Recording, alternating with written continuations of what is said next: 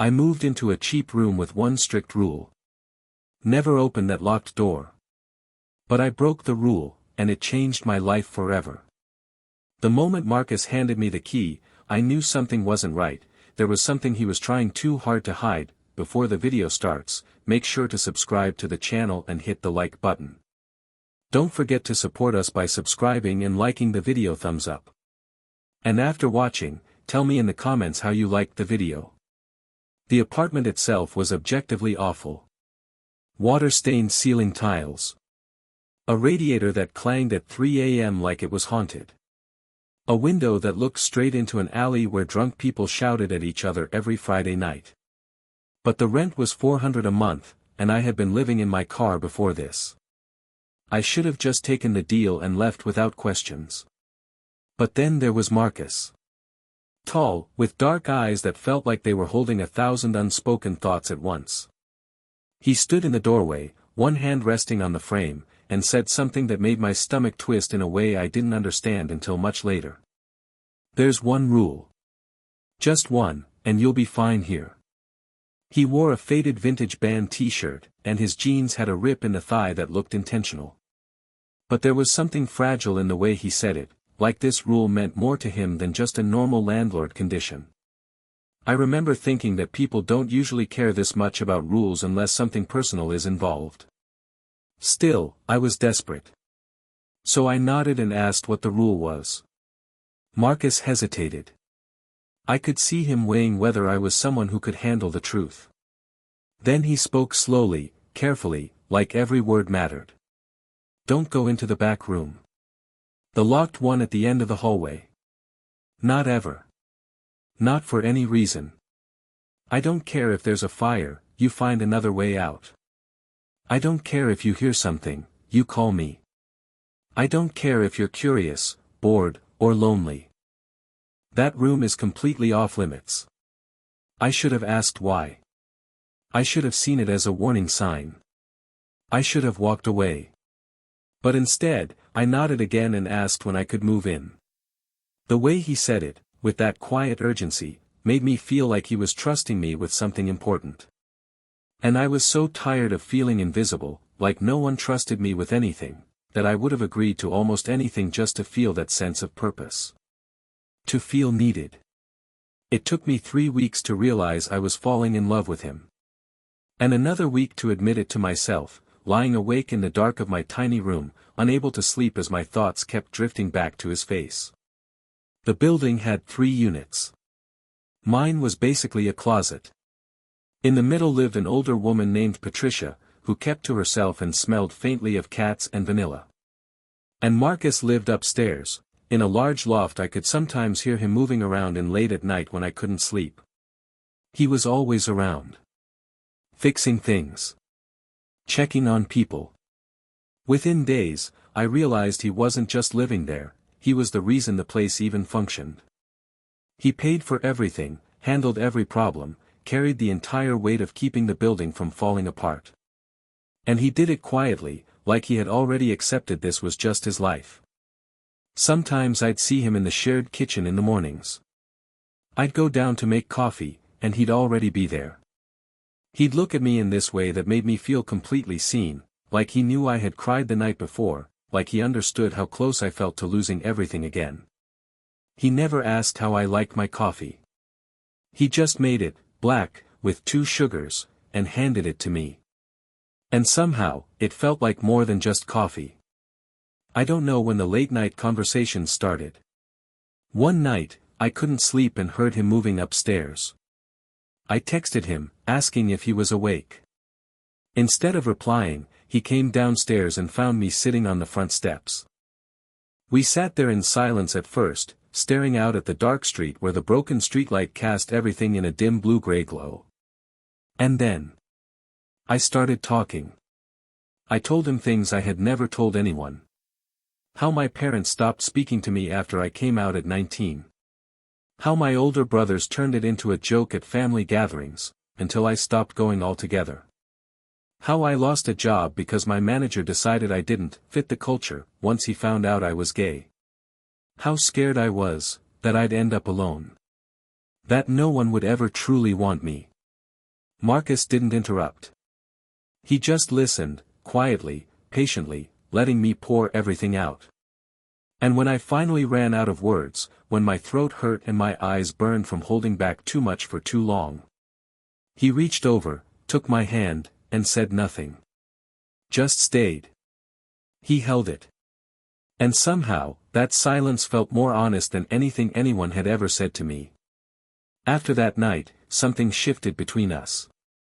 Neither of us acknowledged it out loud at first, but he started leaving notes for me in the kitchen. Small things like, "There's leftover pasta in the fridge," or, "Your coworker called the main line looking for you."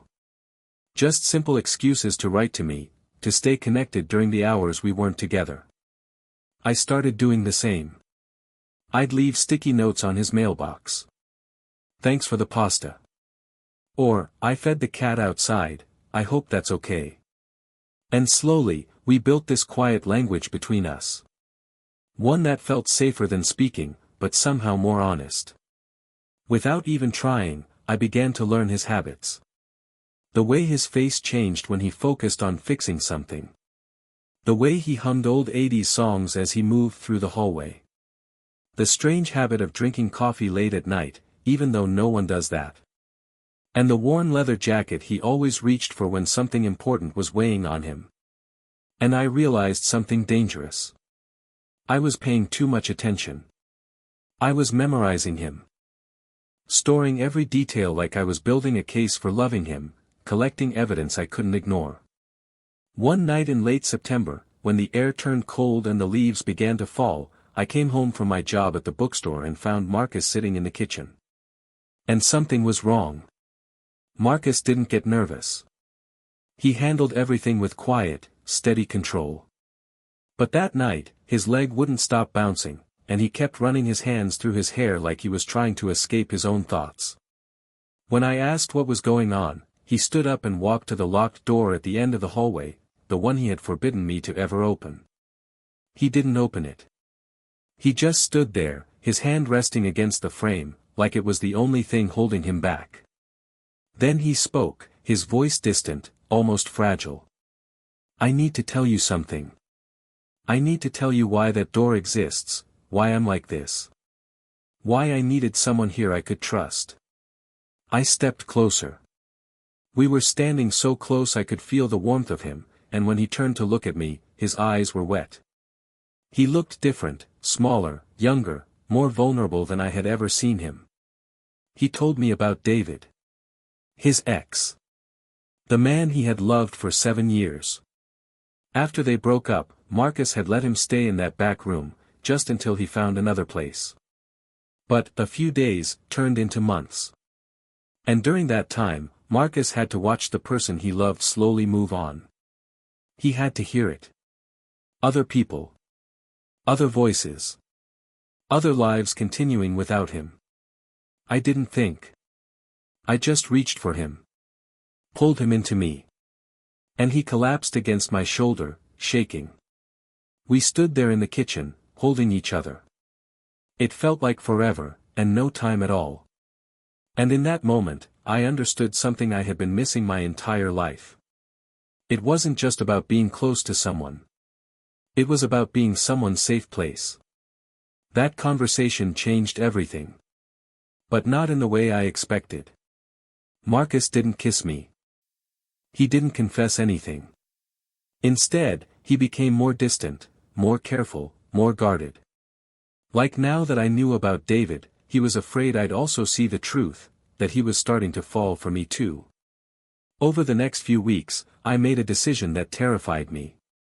I chose to take a risk. To be vulnerable in a way I had never been before. It started small. My notes became longer. More personal. "I hope you had a good day." But written in a way that made it clear, I really cared about the answer. And slowly, he began to respond the same way. "I did, after I saw you." Or, "You make this place feel less empty." Then one night in early December, snow falling outside like something out of a movie, my heating stopped working completely. I layered every piece of clothing I owned, but I still couldn't stop shaking. I texted Marcus, not expecting much. But 10 minutes later, he was at my door, with a space heater and an extra blanket. The moment he saw me shivering, something changed in his expression. "That's not enough," he said. "Come upstairs. I'll fix the heat in the morning, but you're not staying down here like this tonight." I followed him.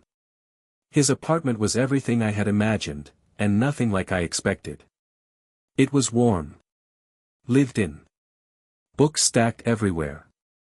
Records leaning against the walls. His leather jacket hanging casually over a chair. It felt like stepping into him. Into the most private parts of his world. He sat me down on the couch, wrapped both of us in a thick quilt, and we watched the snow fall outside his window. After a while, he put on music, soft, sad songs. The kind that make you feel understood without saying a word. We sat in the dim light, the glow from the snow casting everything in a quiet blue. Then I felt him shift closer. "I'm scared," he said softly. "Of what?" I asked. "Of hurting you. Of not being able to give you what you deserve. Of you realizing I'm broken, and leaving." I turned to face him. "I'm broken too," I said. "That doesn't disqualify me." He looked at me like he was caught between hope and fear. Like he was trying to decide whether to believe me. Slowly, he reached out and touched my face, his thumb brushing across my cheek with a softness that made my chest ache. "I don't deserve you," he whispered. I shook my head gently. "None of us deserves anyone. We just choose each other anyway." And then we kissed. Not the kind of kiss I had imagined 1,000 times. Not desperate. Not overwhelming. Something quieter. Something deeper. It was soft. Careful. Full of hesitation, and hope. When we finally pulled apart, he rested his forehead against mine and whispered, "God. I've wanted to do that since the day you moved in." I let out a soft laugh, surprised by how raw and real it sounded. "I didn't think you saw me like that," I admitted. He shook his head gently. "I see you. I see you all the time. I see how brave you are, and how scared you are at the same time. I see how kind you are to Patricia, even when she barely notices. I see the little things you do around the apartment without being asked. I see you in the mornings, making coffee, and I catch myself wanting to memorize your face because I'm terrified I'll mess this up and lose you." That was the moment I broke. Tears came before I could stop them, and he pulled me closer, holding me on that couch while snow fell quietly outside, my face pressed into his shirt. That night changed everything. I stayed in his apartment, and we didn't go any further than kissing and holding each other, but somehow, it felt more intimate than anything else ever could. The next morning, when we went downstairs to fix my heating, everything felt different. The way he looked at me while he worked. The way his hand brushed against mine when passing tools. The way he'd pause mid-sentence, smiling at me like he still couldn't believe I was real. By Christmas, most of my things had quietly moved into his apartment. We kept up the illusion that I was still renting the room downstairs, but in truth, I had already moved into his life. By summer, our conversations started to change. They became heavier. More real. Marcus began asking if I wanted to stay long-term. If I wanted to build a life here, with him. And I realized what he was really asking. He was asking me to choose him. To commit. And that meant giving up the easy escape of leaving. It meant accepting the risk of being hurt. It meant placing my trust in someone and hoping they would hold it gently. One night in July, when the city felt heavy with heat and everyone was escaping to rooftops and parks, Marcus took me up to the roof of the building. "I want this to be permanent," he said. "I know it's fast, and I know we're both scared, but you're the first thing that's ever made being scared feel worth it." Then he pulled out a simple silver ring. And asked me to marry him. I said yes before he even finished the question. Because in that moment, I understood, I had been waiting my whole life for someone to choose me this completely. We got married at City Hall on a quiet Tuesday afternoon. My best friend Simone stood beside me, and Patricia stood beside him. We wore clothes we had chosen together because we wanted to feel like ourselves.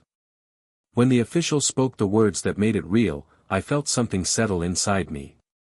Like I had finally come home to a place I had never known existed. And when Marcus kissed me afterward, it carried everything, every promise we had made on that rooftop, every late-night conversation, every quiet morning, every moment he had chosen me instead of protecting himself. Afterward, we went back to the apartment. We cooked dinner together in the same kitchen where I had once poured out my heart to him. We ate, we laughed, we played music, and everything felt full in a way I didn't think life could be. Now, almost 3 years later, everything has changed. We fixed up the apartment. The small room I once lived in is now rented to a young woman named Ka, who's going through her own kind of breaking. Marcus started a small handyman business, and it's doing well. Sometimes we talk about adopting kids someday. Sometimes we don't. We're not rushing. We're just living. Deciding things together, one step at a time. And some nights, when I can't sleep, I lie beside him and think about the day I walked into this building with nothing. No home. No certainty. No one. And somehow, I walked out with everything that matters. I don't think I'm lucky in the way people usually mean it. I think I'm lucky in the way that happens when two people take a risk on each other, and both decide it's worth it. When the possibility of love becomes stronger than the fear of pain. When you choose each other again and again, even knowing you could walk away. Because every time you choose to stay, you build something. Something steady. Something real. A life made of small decisions that slowly become everything. Sometimes I think back to the moment Marcus first handed me that key, and how easily I could have missed him. How fragile it all was. A single choice in a city full of lonely people, all searching for the same thing, to be seen, to be chosen, to be loved by someone who understands that being broken doesn't make you unworthy. I remember thinking that people don't care that much about rules unless something personal is behind them. But that morning, standing in that doorway, I had no idea I was stepping into a love story. No idea that a cheap room would become the beginning of the most important relationship of my life. No idea that in that guarded, broken man with a locked door, I would find a reflection of myself, and a path toward healing. Life is made of small choices. Ones that feel insignificant in the moment, until suddenly, they change everything. Until one, yes, becomes the turning point of your entire life. The love Marcus and I found in that crumbling building, with its stained ceilings and noisy radiators, is the kind of love that doesn't erase your past. It transforms it. Turns pain into proof that you survived. That you endured. That you were strong enough to keep going, until you found someone who saw that strength, and met it with their own. And every single day, I am grateful, for the moment I walked through that door.